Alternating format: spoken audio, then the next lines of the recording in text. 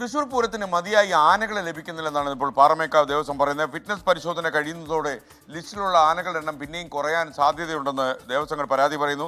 മറ്റ് സംസ്ഥാനങ്ങളിലെ പ്രദേശങ്ങളിൽ നിന്നൊക്കെ ആനകളെ എത്തിക്കാൻ കഴിയുന്നില്ലെങ്കിൽ ഇത്തവണത്തെ പൂരം നടത്തിപ്പ് അവതാളത്തിലാകും എന്ന് പാറമേക്കാവ് ദേവസ്വം സെക്രട്ടറി പറയുന്നു. പണ്ട് 100-800 നാട്ടാനകളുണ്ടായിരുന്നു. അത് കുറഞ്ഞപ്പോൾ ഏതാണ്ട് 320 ഉള്ളൂ. അതിൽ പകുതി എണ്ണം ഒന്നില്ലെങ്കിൽ മതപ്പാടിലോ എന്തെങ്കിലും അസുഖമായിട്ട് നിൽക്കുകയായിരിക്കും. അപ്പോൾ ഒരു 150 ആനയെ കൂടുതൽ ഒരു സമയത്ത് നമുക്ക് ലഭ്യമല്ല. അത് പണ്ടത്തെ മാതിരി 10-700 ആനകളില്ലെങ്കിൽ ഈ ആനകൾ ഓവർ വർക്ക് ചെയ്യേണ്ടിയും വരും, ബുദ്ധിമുട്ടുകളുണ്ടാവും. അപ്പോൾ അതിനുവേണ്ടി സംസ്ഥാന സർക്കാർ എല്ലാ തടസ്സങ്ങൾ എന്തെങ്കിലും ഉണ്ടെങ്കിൽ അത് മാറ്റിയിട്ട് ആനകളെ കൊണ്ടുവരാൻ കുറേ ആനകളെ ഗുജറാത്തിലേക്ക് കൊണ്ടുപോവുകയും ചെയ്തു. അപ്പോൾ ഇനി ആനകൾ ഇങ്ങോട്ട് എത്താൻ വലിയ ബുദ്ധിമുട്ടാവും. നമുക്ക് എന്താ വെച്ചാൽ ഈ ആനകളെ കൊടുത്തില്ലെങ്കിൽ നടത്താൻ പറ്റില്ല പൂരം. ഇനി കൂടുതൽ കൊണ്ടുവന്നില്ലെങ്കിൽ ഒരു 5-6 കൊല്ലം കണ്ടല്ല പൂരം തന്നെ നിന്ന് പോകും. കഴിഞ്ഞ കൊല്ലം ഭയങ്കരമായിട്ടുണ്ടായിരുന്നു. ഇക്കൊല്ലം അത് കുറഞ്ഞിട്ടുണ്ട്. പക്ഷെ എന്തായാലും ആ പ്രതിസന്ധി കൂടി വരും.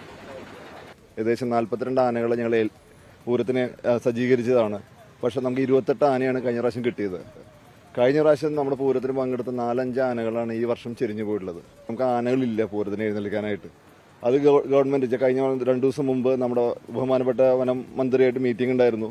അപ്പം നമ്മുടെ ദേവസ്വത്തിന്റെ കൺസേൺസ് പറഞ്ഞിട്ടുണ്ട്. നമുക്ക് ഈ വരുന്ന ആനകൾ ഇനി പുറത്തുനിന്നോ അല്ലെങ്കിൽ നമ്മുടെ എന്താ പറയുക കാട്ടിലുള്ള ആനകളെ പിടിച്ച് ഇതാക്കി തരുന്നില്ലെങ്കിൽ തൃശ്ശൂർ പൂരം മാത്രമല്ല എല്ലാ ഉത്സവങ്ങളെയും അത് ബാധിക്കുന്ന രീതിയിലാണുള്ളത്. ഫോറസ്റ്റിന്റെയും മറ്റേ വെറ്റിനറി ഡിപ്പാർട്ട്മെന്റിന്റെയും ഫിറ്റ്നസോട് കൂടിയിട്ടാണ് നമ്മൾ ആനകളെ എഴുന്നള്ളിക്കുന്നത്. അന്ന് വന്ന ആനകളെ മാത്രമേ നമുക്ക് ഉറപ്പ് പറയാൻ പറ്റുള്ളൂ. കഴിഞ്ഞ വർഷത്തെ ഞങ്ങളുടെ ഘടകപൂരങ്ങൾക്ക് ആനകളെ വേണ്ട പോലെ കൊടുക്കാനുള്ള സാധിച്ചില്ല. പല പൂരങ്ങളും 3 ആന, 5 ആന, 7 ആനയായിട്ടാണ് എഴുന്നള്ളിച്ചിട്ടുള്ളത്.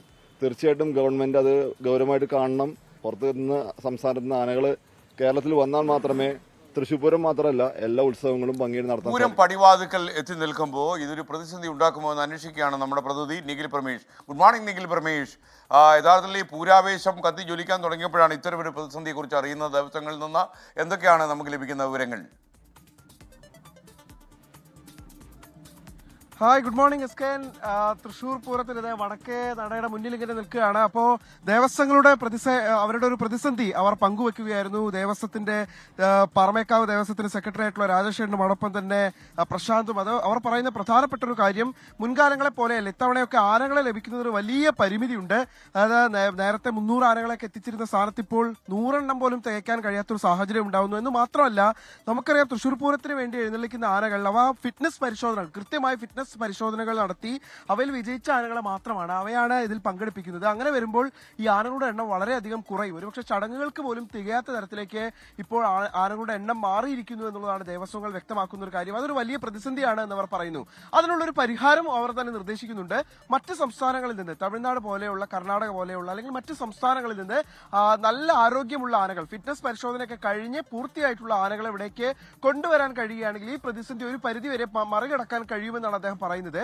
അങ്ങനെ കൊണ്ടുവന്നാൽ ഉണ്ടാകുന്ന നേട്ടം എന്ന് പറയുന്നത് ഇവിടെയുള്ള നാട്ടാനകൾ അധികം, അതായത് അവർക്ക് ഒരു എഴുന്നള്ളത്തിലൊക്കെ പങ്കെടുത്താൽ പിന്നീട് അവയ്ക്ക് വിശ്രമം നൽകാൻ കഴിയും. ഈ വിശ്രമമില്ലാതെ എഴുന്നള്ളിപ്പിനും മറ്റും പങ്കെടുപ്പിക്കുമ്പോഴാണ് വലിയ ബുദ്ധിമുട്ടുകൾ ഉണ്ടാകുന്നത്. നമ്മൾ പല ക്ഷേത്രങ്ങളിലും അത് കാണുന്നതുമാണ്. അതുകൊണ്ട് തന്നെ അടിയന്തരമായി സംസ്ഥാന സർക്കാർ, പ്രത്യേകിച്ച് വനംവകുപ്പ് ഇക്കാര്യത്തിൽ ഒരു ഇടപെടൽ നടത്തുകയും ഇവർക്കൊരു അനുമതി നൽകുകയുമാണെങ്കിൽ മറ്റ് സംസ്ഥാനങ്ങളിൽ നിന്ന് ആരോഗ്യമുള്ള ആനകൾ എവിടേക്ക് എത്തിക്കാൻ കഴിയും എന്നുള്ളൊരു പ്രതീക്ഷയാണ് അവർ പങ്കുവെക്കുന്നത്.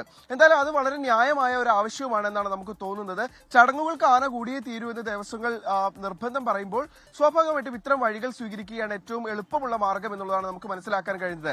എന്തായാലും ഇപ്പോൾ ഈ പടിഞ്ഞാറ നടയ്ക്ക് മുന്നിൽ നിൽക്കുമ്പോൾ എസ്കേൻ ഈ നഗരിയാകെ, പൂരനഗരിയാകെ ഒരുങ്ങിക്കഴിഞ്ഞു. ഇന്നലെ ഇപ്പോൾ കൊടിയേറ്റൊക്കെ നടന്നതിന് പിന്നാലെ എല്ലാവരും തൃശ്ശൂർ പൂരത്തിന്റെ ഒരു വൈബിലേക്ക് മാറിയിട്ടുണ്ട്. ഇനിയിപ്പോ കേരളത്തിലെമ്പാടുമുള്ള പൂരപ്രേമികൾ ഇതാ ഇവിടേക്ക് ഇങ്ങനെ ചുരുങ്ങാൻ വേണ്ടി പോവുകയാണ്. എസ്കേൻ, ഇന്ന് രാവിലെ ഞാൻ ഇവിടെ എത്തിയപ്പോൾ ഒരു മനുഷ്യനെ കണ്ടു. അദ്ദേഹം ഒരു കുഞ്ഞ് ആവശ്യം എന്നോട് പറഞ്ഞു. അതൊരു പക്ഷെ ആ ആവശ്യം നിറവേറ്റി കൊടുക്കാൻ കഴിയുക ഏറ്റവും കൂടുതൽ എസ്കേനായിരിക്കും. അദ്ദേഹത്തിന്റെ ആഗ്രഹം എന്താ നമുക്ക് കേൾക്കാം. എന്താണ് അങ്ങ് എന്നോട് പറഞ്ഞ ആഗ്രഹം? ഒന്നുമില്ല, 24 പറഞ്ഞ ഒരു കുടുംബം പോലെയാണ് എനിക്ക്.